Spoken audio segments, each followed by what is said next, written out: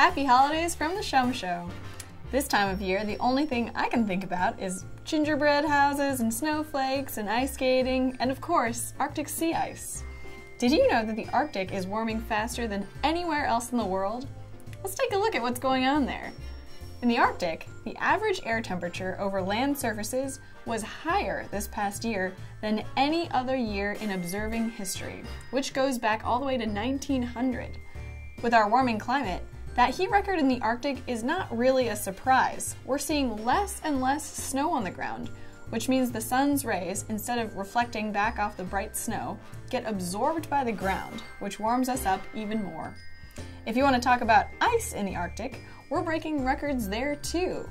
The expanse of sea ice on the ocean surface changes with the seasons, so every year we see our maximum Arctic sea ice extent usually in February or March. Then the ice begins its seasonal melt, hitting its minimum in September. And then, yep, the ice grows back again.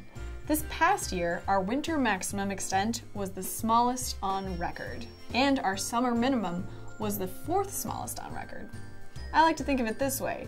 The Arctic used to look like the icy planet Hoth from The Empire Strikes Back, and as it heats up is slowly starting to look like Tatooine, the Star Wars desert planet, or maybe like Camino, the ocean planet, with all that melting.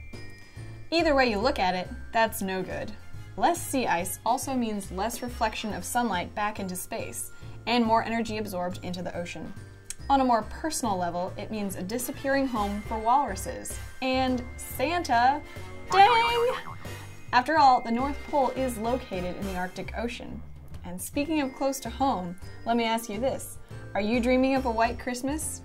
This map shows the historical probabilities, not to be confused with your weather forecast, of a white Christmas. If I zoom in on my hometown, I see that I've got a 23% chance of snow on the ground in Kansas City on December 25th. But there's a 100% chance of my going home.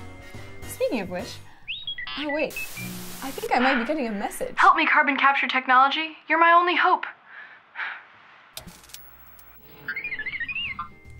May the force be with you, and happy holidays. I'll be back next week for more Shum Show and a special guest. You won't want to miss this. Need more of a Shum Show fix?